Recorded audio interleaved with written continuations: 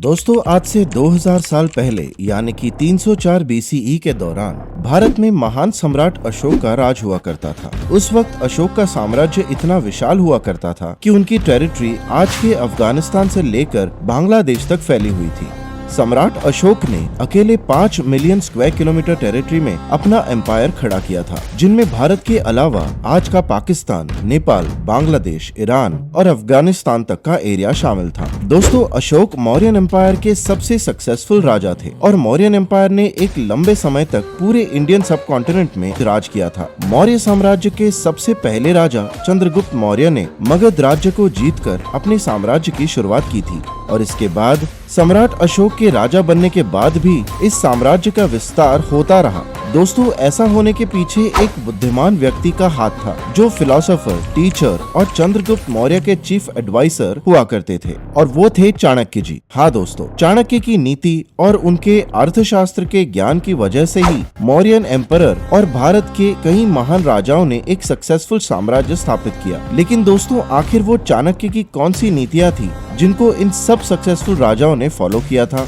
आइए जानते हैं चाणक्य और उनकी इन्हीं नीतियों को आज की इस वीडियो में। लेकिन अगर आप चैनल पर नए हैं तो ऐसे ही अमेजिंग नॉलेज के लिए रेडी स्टडी नॉलेज को सब्सक्राइब कीजिए और साथ ही बेल आइकन दबाना न भूलें। दोस्तों भारत के इतिहास में हुए राजाओं के बारे में हम में से बहुत से लोगों को ऐसा लगता होगा कि राजाओं की जिंदगी बड़ी आरामदायक होती होगी। वो अपने राज्य में जिस भी चीज का चाहे भोग कर सकते हैं। वे सभी बड़ी लाविश लाइफ जीते होंगे, लेकिन ऐसा बिल्कुल भी नहीं है। एक राजा होने का मतलब होता है ग्रेट पावर और प्रजा के लिए बहुत सारी रिस्पॉन्सिबिलिटीज, जिसके लिए उन्हें बचपन से ही कठोर ट्रेनिंग दी जाती थी। अगर एक राजा की जीवन शैली और दिनचर्या की बात करें तो बचपन से ही उम्र के हिसाब से उनकी ट्रेनिंग फिक्स हुआ करती थी। जैसे एक राजकुमार को 3 से 11 की उम्र तक एकेडमिक एजुकेशन दी जाती थी, जिसमें उन्हें साइंस, मैथ्स, अरिथमेटिक्स जैसे सब्जेक्ट सिखाए जाते थे। इसके बाद 11 साल में उन्हें ब्रह्मचर्य फॉलो करना होता था और फिर उनके आगे की एजुकेशन गुरुकुल में शुरू हो जाती थी, जहां उन्हें ऋषि मुनियों के आश्रम में जाकर फिलॉसफी, वेद, धर्म और अर्थव्यवस्था विषयों का ज्ञान दिया जाता था। इसके बाद 16 साल की उम्र में विवाह कर दिया जाता था और फिर बैटलफील्ड के लिए राजकुमार को तलवारबाजी, घुड़सवारी, मार्शल आर्ट्स, वॉर स्ट्रैटेजीज और धनुषबाजी जैसी चीजें सिखाई जाती थी। दोस्तों इन सभी ट्रेनिंग के बाद अब जब राजा गद्दी में बैठा था तो उसके लिए सबसे चैलेंजिंग काम होता था अपने मंत्रिमंडल को चुनना, क्योंकि किसी भी राजा के लिए उसके मंत्रिमंडल का भरोसेमंद और काबिल होना बहुत जरूरी था। इसलिए अर्थशास्त्र के अनुसार मंत्रियों के साहस, बुद्धि और मानसिकता को परखने के लिए उन्हें बहुत सारे लेवल पर टेस्ट किया जाता था और जब कोई मंत्री इन सभी टेस्ट को पार कर लेता तब राजा खुद उनका इंटरव्यू लेता, जिसमें मंत्री को कुछ सवाल और टास्क दिए जाते थे। जो भी उन सवालों का ज्यादा एक्यूरेसी और कम वक्त में जवाब देता उन्हें मंत्रिमंडल में शामिल कर लिया जाता था। दोस्तों इसके बाद अगर हम बात करें टैक्स और सैलरी सिस्टम की, तो अर्थशास्त्र के अनुसार सभी की सैलरी फिक्स्ड हुआ करती थी। जैसे सैलरी की लिस्ट में सबसे टॉप पर आते थे ब्राह्मण, जिन्हें 48,000 पानस यानी कि 48,000 चांदी के सिक्के दिए जाते थे। ऐसे ही सिक्योरिटी और लॉ को मैनेज करने के लिए एम्प्लॉइज को 24,000 पानस दिए जाते थे और मंत्रिमंडल सैनिकों को 12,000 पानस मिलते थे। अब बात करें टैक्स की, तो राजा के पास जनता से टैक्स कलेक्शन करने के लिए भी प्रॉपर सिस्टम मौजूद था। जैसे हर इंडस्ट्री से अलग अलग टैक्स वसूला जाता था। एग्रीकल्चर और एनिमल हस्बेंड्री से 1/6 यानी कि 16.67% टैक्स लिया जाता था। माइनिंग और मेटलर्जी फील्ड से 20% से 25% टैक्स लिया जाता था। ऐसे ही वैश्यावृत्ति यानी प्रोस्टिट्यूशन से 10% टैक्स लिया जाता था और फॉरेन बिजनेस यानी दूसरे देशों से बिजनेस करने वालों से 50% टैक्स लिया जाता था।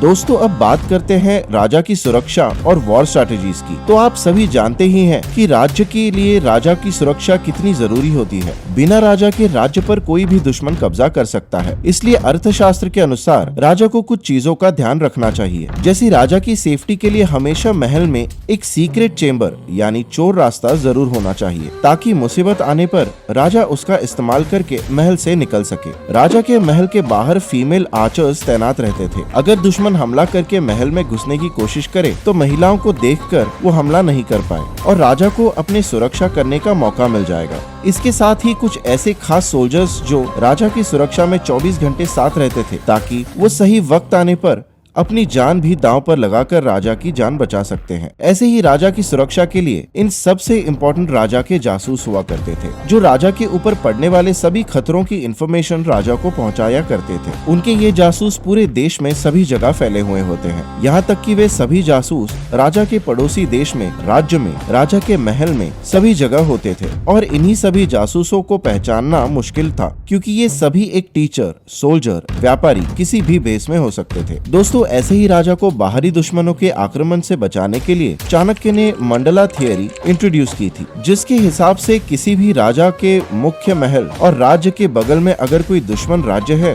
तो उनके बगल में उनके मित्र राज्य भी होने चाहिए, ताकि कभी हमला होने पर वो मित्र राज्य उन्हें दुश्मनों से बचा सके। इसके साथ ही राजा के महल राज्य के बीचों बीच होने चाहिए, ताकि अगर कोई दुश्मन राजा राज्य पर हमला करे तो महल तक पहुंचने से पहले ही राजा और सारी प्रजा को इस बारे में खबर मिल जाए।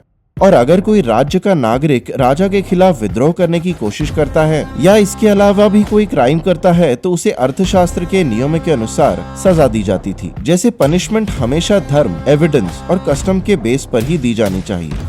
कस्टम यानी क्रिमिनल को भी अपनी बात रखने का मौका देना, लेकिन कई बार जब एविडेंस और कस्टम की कमी होती है तो फिर एविडेंस, कस्टम और धर्म के आपस में मतभेद होता है, तो आखिर में धर्म के हिसाब से ही फैसला सुनाया जाता था।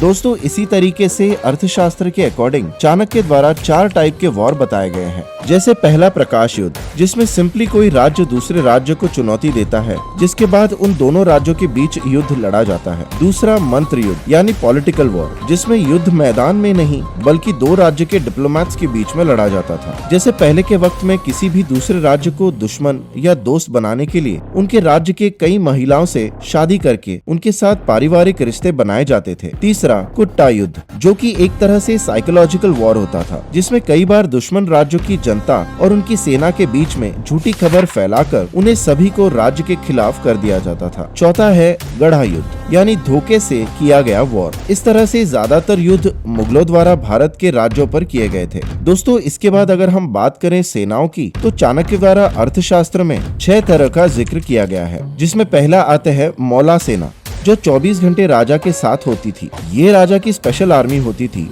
और उन्हें कठोर और स्पेशल ट्रेनिंग दी जाती थी। दूसरी होती है भृता सेना, जो डायरेक्ट वॉर में लड़ा करती थी। तीसरी सेना श्रेणी सेना, जो राजा के साथ पूरे वॉर स्ट्रेटेजीज बनाती और राजा और श्रेणी सेना की सोच और उनका मकसद एक ही हुआ करता था। चौथी मित्र सेना, यानी दूसरे राज्य के द्वारा मंगवाई गई सेना या गुलाम बनाए गए सैनिक, जिसे किसी भी वक्त वॉर में लड़वाया जाता था। पांचवी अमित्र सेना, जो बेसिकली दुश्मन सेना की दुश्मन हुआ करती थी और राजा वॉर के लिए उनका इस्तेमाल किया करते थे। सिक्स्थ और आखिरी होती है अतावी सेना, यानी आदिवासी और ट्राइबल फोर्सेस, जो जंगल में रहा करते थे और केवल वॉर के वक्त अपनी राज्य की रक्षा के लिए सामने आते हैं। दोस्तों, ऐसे ही अर्थशास्त्र में कुछ वॉर टेक्निक्स का भी जिक्र किया गया है। जैसे कि वॉर के दौरान सेंटर में बड़े बड़े हाथियों की सेना हुआ करती थी, जो दुश्मनों में भगदड़ और आतंक मचाया करती थी। इन सेनाओं के बगल में दोनों तरफ शाही रथ हुआ करते थे, जो दुश्मनों से लड़कर उन्हें उलझा कर रखते थे, और उनके पीछे मौजूद घुड़सवार सेना दुश्मनों पर डायरेक्ट अटैक कर उन्हें मार डालती।